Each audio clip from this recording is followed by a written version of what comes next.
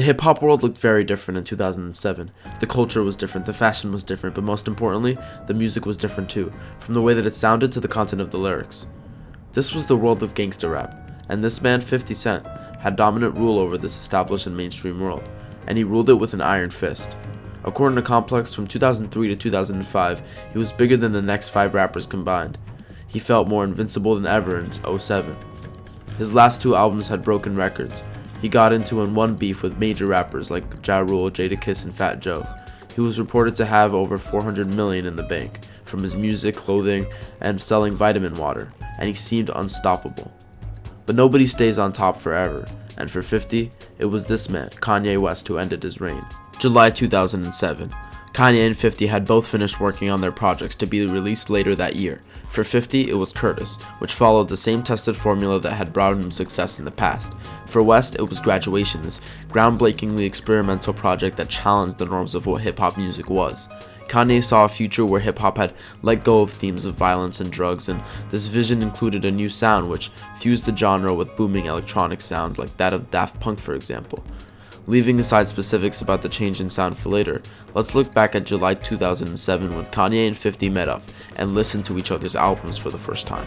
2 months later, Ye started the famous battle by pushing the release date of Graduation up to September 11th, the same day 50 was scheduled to drop Curtis. The sales battle is really on now, and although to the artists it was really just friendly competition, they both played their parts in fueling the fires of a giant high-stakes war between the two sides. The battle even made its way to the cover of that September's Rolling Stone, and 50 even said he would stop releasing solo music if he didn't outsell Kanye in his first week. In the end, it wasn't a large surprise when Kanye won this feud, selling 960,000 copies to 50's 690,000.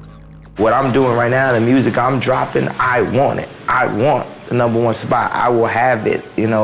This is what I'm going for, and I want to beat the press. I want to beat, anybody that ever tried to make me out to be just so crazy and so this and so that. Thank you. You're just adding to the excitement. You're giving me stuff to write about. I want the #1 spot. I'm going for it. I'm about to take it. This is what I'm here to do. In reality, 50 had been losing from the start. He'd already told Rolling Stone that he'd been suffering from writer's block and frustration, and his repeated themes in songs about women in strip clubs was getting old fast. He was releasing song after song and was frustrated in his attempts to build buzz around the album. At the same time, Kanye's unique new look and style, as well as his perfectionist attitude towards his music, was making the hip-hop community excited for what he had in store. In the end, this feud showed that in the battle between the new and exciting and the old and the established, the former always wins, and in this case, the victory of the new changed hip-hop forever. People are going to remember this date for the rest of their life. People talk about it every day, in the barbershops they're talking about it, at the offices they're talking about it, the internet's talking about it. This date is building up so much. That's right. It's impossible for you not to know Kanye West and 50 Cent is out September 11th. The album was full of hits, primarily found in the reception for Stronger, the lead single off of Graduation. The robotic vocal sample listing the adjectives of better, faster, stronger rang out with a sense of familiarity and drums harder than anything released by Yeezy before. Because I was doing Stronger for 3 months. I worked on a video for 3 months to deliver a product. I'm not just doing it for 1 week and going off and smoking some weed and going to the club and partying. I'm delivering product on a whole new level. I'm like a machine. I'm a robot. You cannot offend a robot. It was different for mainstream hip-hop. It was so infectiously dancey, but in a brazen European way. It had a sense of good taste to it. It was like house music played on the runway, but with more bounce and thump. Now, it was no secret that Kanye was obsessive with mixes, but his obsessiveness with Stronger would overwhelm him. Another level of crazy.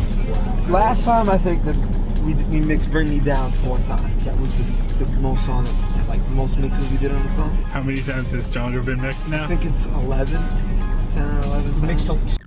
He needed to get the drums right, and Kanye had always felt for most of his career that the drums used in his instrumentals were under par. There was a certain level of boom and resonance that he was looking to get. There was only one thing left to do. He needed to find a master of drums. Timbaland was that master. They worked and worked in the studio until it was perfect. 75 mixes later. While the album is a collection of masterful songs that all deserve their own analysis, Stronger and Another Track really capture what Kanye was shooting for with this album.